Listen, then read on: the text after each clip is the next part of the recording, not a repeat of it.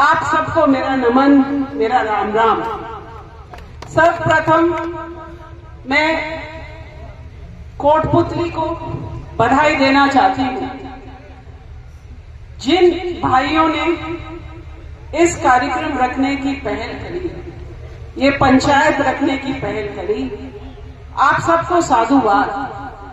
समाज से जुड़े बहुत ही गंभीर और हर व्यक्ति से जुड़े विषय को लेकर आपने सबको एक शामियाना के नीचे इकट्ठा किया है। सब जगह से लोग आए हैं। आपने समाज का दर्द समझा है और समाज की समस्या समझी है और इस समस्या का समाधान ढूंढने का आपने प्रयास किया है।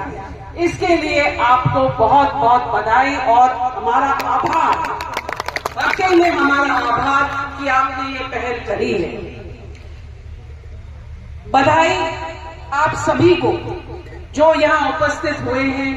इतने सौम्य, इतने सहज, इतने शानदार तरीके से आप यहाँ बैठ करके सबकी बातें सुन रहे हैं। भाई मुखिया ने सही कहा कि आंदोलन, आरक्षण आंदोलन के समय बहुत भीड़ होती थी, कई लाखों में भीड़ होती थी, पर ये जो भीड़ है ये उन लाखों से कम नहीं है, क्योंकि आप 33 तहसीलों से आए हैं और बहुत अच्छी आपकी उपस्थिति है यहाँ। आप सबको धन्यवाद। आप लोग कौन हैं? आप लोग कौन हैं जो यहाँ बैठे हुए हैं? आप सब कर्नल साहब की बहादुर कौम, उनकी दरिया दिल कौम के लोग हैं। आप सब कर्नल साहब के संघर्ष के साथी हैं। एक एक चेहरा आपका जाना पहचाना, उस संघर्ष में आप लोग इकट्ठे हुए। आपने बहुत बड़े बड़े काम किए, बहुत बड़े काम किए। तो मैं आपको याद दिलाना चाहती हूँ कि जब आपके सामने कोई समस्या आई, जब समय आया आपको कोई निर्णय लेने का, तो आप डरे नहीं, आप हटे नहीं, बिल्कुल नहीं डरे, बिल्कुल नहीं हटे। आपने समस्या को फेस किया, आपने रास्ते निकाले, उपाय निकाले। तो आज जब हम सामाजिक कुरीतियों की बात करते हैं, ये भी एक समस्या है समाज के सामने, और आप वही लोग हैं जो आंदोलन में थे। तो क्यों नहीं आपने पूरी क्षमता है, आप में पूरी ताकत है, आप में पूरा विवेक भी है, आप चिंतन भी कर सकते हैं। आप सब लोग, मैं ऐसा मानती हूं कि आप सब लोग सारी बातों को समझते हैं। जब हम सारी बातों को समझते हैं, जब हमें पता है कि उपाय क्या है, तो हमको हमारे पड़ोसी से डरना नहीं चाहिए, हमको औरों के झांसे में नहीं आना चाहिए, हमको कंपटीशन नहीं करना चाहिए। हम अपनी टांग उतनी ही पसारें जितनी हमारी चादर है। ये बहुत ही सरल बात है, सदियों से बताई जाती है, पर हम इस बात को भूल रहे हैं। हम प्रेशर में आ जाते हैं, हम बहुत भारी खर्चा करते हैं, हम कर्जा लेते हैं। बहुत सारी कुरीतियां हैं, मैं उनको गिनाना नहीं चाहती। आपके 11 पॉइंट्स में आ गए हैं और शायद आप सबकी सहमति भी बन गई है। बहुत सारी बातों पर आप निर्णय लेंगे, उनको खत्म करेंगे। पर दहेज का भी एक मुद्दा है। मैं दहेज के बारे में इसलिए यहाँ जिक्र कर रही हूँ कि मैंने वो बहुत होनहार, बहुत काबिल, बहुत मेहनती लड़कियां देखी हैं जिन्होंने पढ़ लिख करके कहीं पहुंची हैं, पर उनके पिताओं के पास बहुत पैसे नहीं, तो उनके अच्छे घरों में रिश्ते नहीं हुए। वो मैंने देखा है।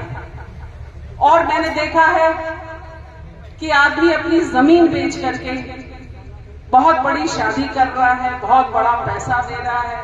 वो जो बहुत ही अभद्र, घिनौना नृत्य जो हम करते हैं, सर पर थाल लेकर हम नाचते हैं और दुनिया हमें देखती है, उससे बड़ा कोई और, मतलब किसी भी स्वाभिमानी कौम के लिए, परिवार के लिए, उससे खराब कोई बात नहीं हो सकती कि आप सार्वजनिक रूप से पैसे प्राप्त करके खुशी व्यक्त कर रहे हैं, आप खुशी नहीं व्यक्त कर रहे भाइयों, आप अपनी गुलामी व्यक्त कर रहे हैं। ये कठोर बात है जो मैं आपको कह रही हूं, पर इसके बारे में जरा सोचिए। चाइल्ड मैरिज की बात भाई मुखिया ने उठाई, बिल्कुल सही कहा। अभी भी हमारी बिरादरी में बाल विवाह हो रहे हैं। पूरे राजस्थान में कई जगहों पर मैंने देखा है, जब बाल विवाह होंगे लड़कियां पड़ जाएंगी, आपके लड़कों को छोड़ेंगी, वो विवाह नहीं टिकेंगे। आप कितनी भी पंचायत कर लीजिए, कितना भी सामाजिक प्रेशर लगा लीजिए, वो लड़कियां नहीं रुकेंगी। और एक बात और मैं आपको कह दूं कि अब लड़कियां का समय आ गया है। आपने लड़कियों को पढ़ाना शुरू कर दिया है।